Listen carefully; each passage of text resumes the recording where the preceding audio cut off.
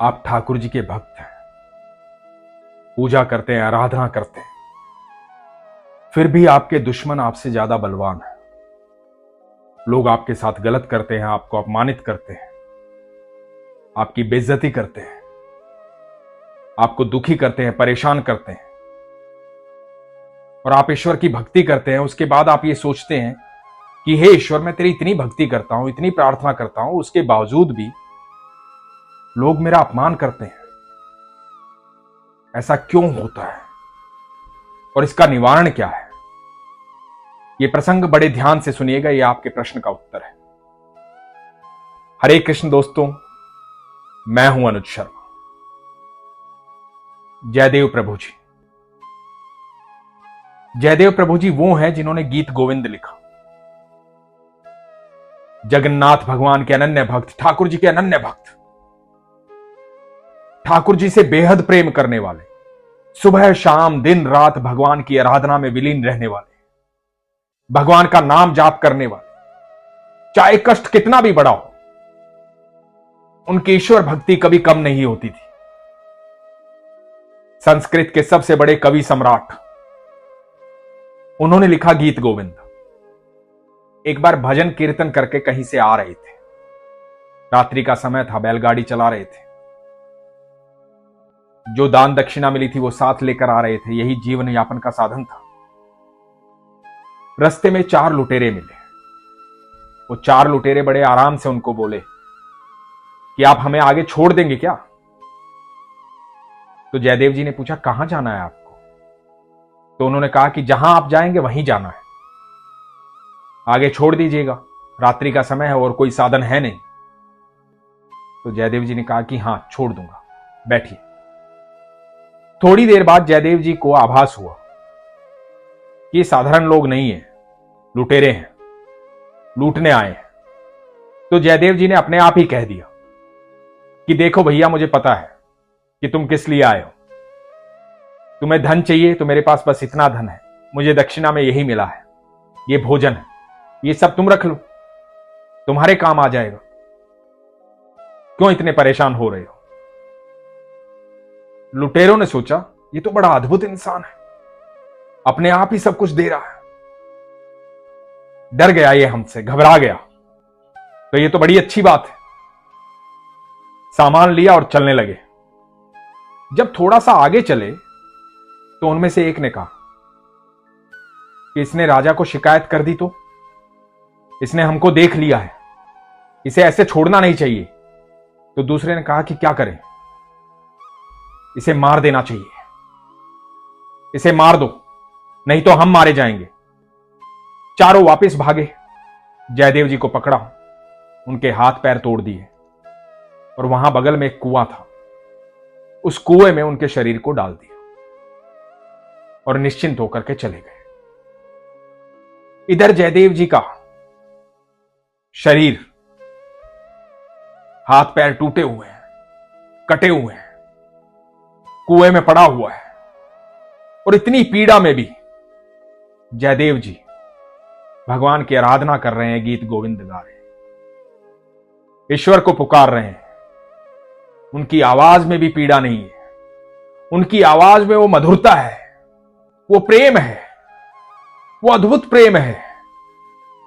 इतने संकट की घड़ी में भी उन्हें किसी बात का दुख नहीं है। हाथ पैर कट चुके हैं, लेकिन भगवान की आराधना में कोई कमी नहीं है, उस प्रेम में कोई कमी नहीं है, उस माधुर्य में कोई कमी नहीं। लगातार गा रहे हैं। कुछ देर बाद उसी कुएं के पास से वहां का राजा अपने सैनिकों के साथ आता है। वह आवाज सुनाई देती है कि कोई इतना मधुर गा रहा है, गीत गोविंद गा रहा है। पता लगता है कि कुएं के अंदर से आवाज आ रही है। अपने सैनिकों को कहता है कि बाहर निकालो। बाहर निकाला जाता है। देखते हैं कि जयदेव जी के हाथ पैर कटे हुए हैं, लहूलुहान हुए पड़े हैं। राजा पूछते हैं कि आपका यह हाल किसने किया? जयदेव जी कहते हैं, कोई बात नहीं, जिसने किया उसे जाने दो। राजा इस व्यवहार को देख करके पागल हो जाते हैं कि यह साधारण व्यक्ति नहीं है, राजा जयदेव जी को लेते हैं, अपने महल में ले जाते हैं, उनकी सेवा करते हैं, वैद्य को बुलाकर उनका इलाज करवाते हैं, मरहम पट्टी करवाते हैं और जयदेव जी को कहते हैं कि आप निश्चिंत रहिए, अब आप यहीं रहेंगे, आपकी सेवा यहीं होगी। आप इतना मधुर गा रहे थे, भक्ति में विलीन थे। मैं भी गीत गोविंद गाता हूं, मैं भी ठाकुर जी का प्रेमी हूं, मैं ठाकुर जी से बेहद प्यार करता हूं, मैं भी ईश्वर की आराधना में लीन रहता हूं। आप मेरे ठाकुर जी के प्रेमी हैं, आपकी सेवा करना मेरा कर्तव्य बनता है। और जयदेव जी महल में रहने लगे।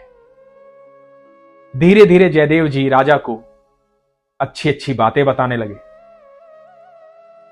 राजा को उनकी संगति का असर दिखाई दे रहा था। राजा ने कहा कि इतनी ज्ञान की बातें आप बताते हैं, इतने मधुर गीत आप गाते हैं, मैं आज से आपको अपना गुरु मानता हूं। थोड़े दिन बाद जयदेव जी ने कहा कि राजन, मैं चाहता हूं तुम खूब तरक्की करो, खूब कामयाबी पाओ, तुम्हारा राज दूर दूर तक फैले, उसके लिए तुम एक कार्य करो। तो राजा ने कहा कि बताइए गुरुवर। तो जयदेव जी ने कहा कि दान देने से मनुष्य के सारे प्रारब्ध खत्म हो जाते हैं। सुबह समय निकाल करके लोगों को दान करो, जो मांगे वो दान दो, तुम्हारे खजाने कभी खाली नहीं होंगे, तुम्हारे राज्य में बहुत समृद्धि होगी, तुम्हें बहुत तरक्की प्राप्त होगी, तुम हर जगह विजय पाओगे। जितना दान करोगे उतनी तरक्की मिलेगी, सारे प्रारब्ध खत्म हो जाएंगे। राजा ने कहा कि ठीक है, कल से यही होगा, आपकी आज्ञा मानी जाएगी। राजा के सिंहासन के पास ही जयदेव जी बैठते थे। सुबह सुबह ब्राह्मण आते, संत आते, साधु आते, फकीर आते, जो भी आता, जो कुछ भी मांगता, उन सबको प्राप्त होता था। इधर इन 4 लुटेरों को पता लगा कि राजा सुबह सुबह दान करता है, जो मांगो वो देता है। ये चारों भी ब्राह्मण का वेश बना करके राज दरबार पहुंचे। इन्होंने देखा कि सामने गद्दी पर राजा के साथ ये वही व्यक्ति बैठा है जिसके हाथ पैर इन्होंने काटे थे। ये घबरा गए, ये उल्टे लौटने लगे। जयदेव जी ने इनको देख लिया था। जयदेव जी ने राजा को कहा कि इनको रोकिए, इनको जाने मत दीजिए। सैनिकों ने उनको रोका। जयदेव जी ने राजा को कहा, ये मेरे गुरु भाई हैं, ये जो भी चाहते हैं राजन इनको दीजिए, इनको इतना दीजिए कि इनको जीवन में कभी भी कहीं भी मांगने की जरूरत ना पड़े। राजा ने कहा कि आपने पहली बार किसी के लिए कुछ कहा है, आपने पहली बार कहा है कि मेरे गुरु भाई हैं, इनको दीजिए। मैं अवश्य इनको इतना दूंगा कि इनको जीवन में कभी मांगने की आवश्यकता नहीं हो। राजा ने चारों को भरपूर दिया। ये लुटेरे हैरान थे कि ये हो क्या रहा है। राजा ने अपने सैनिकों को कहा कि ये जहां जाना चाहते हैं इनको छोड़कर आओ। सैनिक लुटेरों के साथ गए, रास्ते में विश्राम के लिए रुके। लुटेरों से पूछा कि एक बात बताओ, जो तुम्हारे ये गुरु भाई हैं, हमारे राजा के गुरु जी, इनके हाथ पैर क्यों नहीं है? क्या हो गया था इनके साथ? लुटेरों ने कहा, जाने दो, ये तुम्हारी आस्था की बात है, तुम्हारे राजा के गुरु हैं, हम सच नहीं बता सकते। सैनिकों ने कहा कि नहीं, बताओ सच क्या है। लुटेरों ने कहा कि हमारे गुरु के आश्रम में इन्होंने चोरी की थी। जब चोरी की थी तो हमारे गुरुजी को पता लग गया और गुरुजी को बहुत क्रोध आया। गुरुजी ने क्रोध में इनको मृत्यु दंड दे दिया। हम चारों की जिम्मेदारी थी इनको मृत्यु दंड देने की। हम इनको लेकर के जंगल में गए, हमें इन पर दया आ गई, हमने हाथ पैर काट दिए और इनको वहीं फेंक दिया। हमने इनकी जान नहीं ली। जैसे ही लुटेरों ने यह कहा, बताया जाता है कि धरती फट गई, आंधी तूफान आ गया, भूचाल आ गया और चारों लुटेरे धरती में समा गए। इधर सैनिक जब वापस राज दरबार पहुंचे, उन्होंने सारी बात राजा को बताई। जब राजा को यह बात पता चली तो राजा ने जयदेव जी से कहा कि गुरुजी, मैं सच जानना चाहता हूं, जो कुछ भी सच है आप बताइए। तो जयदेव जी ने कहा कि जो तुम गीत गोविंद गाते हो ना, ये मैंने लिखा है, ये रचना प्रभु ने मुझसे करवाई है। मैं जयदेव हूं।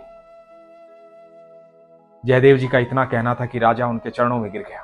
कहा कि आप मेरे गुरु हैं, मैं तो बचपन से गीत गोविंद गाता हूं, मुझे अद्भुत अनुभूति होती है, मुझे क्षमा करें, मुझे इस बात का ज्ञान नहीं था। लेकिन मैं आपसे जानना चाहता हूं कि आपके साथ उन्होंने इतना दुर्व्यवहार किया, उसके बावजूद भी आपने ये कहा कि इनको इतना धन दो, इनको घर छोड़ के आओ, इनको इतना धन दो कि जीवन में कभी मांगने की आवश्यकता ना पड़े। तो जयदेव जी ने कहा कि मैं चाहता था कि उनके पास इतना धन चला जाए कि वो सारे बुरे कर्म छोड़ दें। मैंने उनको क्षमा कर दिया था। मैं चाहता था उनके जीवन में सुधार हो जाए, लेकिन ऐसा हुआ नहीं। और जब आपके साथ कोई गलत व्यवहार करता है, आप उसे क्षमा कर देते हैं, तो प्रकृति उससे बदला लेती है। फिर ईश्वर उसे नहीं छोड़ते,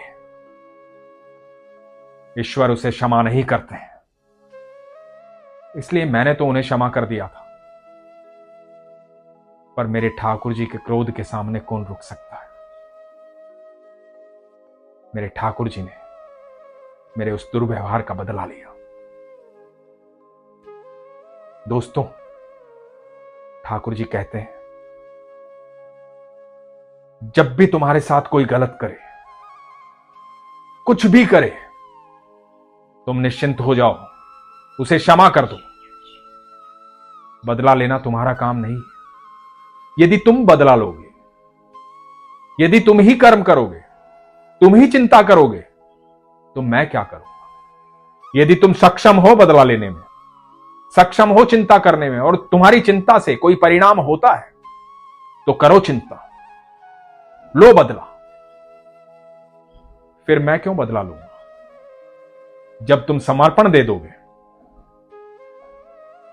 ठाकुर जी के सहारे सब कुछ छोड़ दोगे, तो आप कल्पना भी नहीं कर सकते कि ठाकुर जी क्या करेंगे।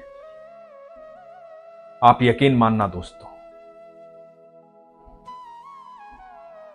जब भी आपके साथ कोई गलत करता है, आप उसके साथ दुर्व्यवहार मत करो, आप उस जैसे मत हो जाओ। यदि आप भी उस जैसे हो गए, तो आपको यह अधिकार नहीं है कहने का कि आप ठाकुर जी के भक्त हो, ठाकुर जी के प्रेमी हो। फिर आप ठाकुर जी पर विश्वास नहीं रखते। जब आप ही सारे निर्णय लेने में सक्षम हो, तो फिर ठाकुर जी पर विश्वास कैसा। समर्पण देना है तो पूरा दो, जैसा अर्जुन ने दिया था। फिर देखो, महाभारत का युद्ध आपको नहीं करना, आपको सिर्फ जीत का श्रेय लेना है। युद्ध तो ठाकुर जी करेंगे। इसलिए अपनी सारी चिंताओं को ठाकुर जी पर छोड़ दो, संपूर्ण विश्वास रखो, शंका मत रखो। हम सब जानते हैं हमारी क्षमता कितनी है, और हम सब ये भी जानते हैं कि हमारे ठाकुर की क्षमता कितनी है। तो इसलिए आज से अपनी क्षमता पर भरोसा मत करो, अपने ठाकुर की क्षमता पर भरोसा रखो। चाहे स्थिति कैसी भी हो, कितने भी संकट में हो, विश्वास रखो, जो कुछ भी आपके साथ हो रहा है वो ठाकुर जी की इच्छा है।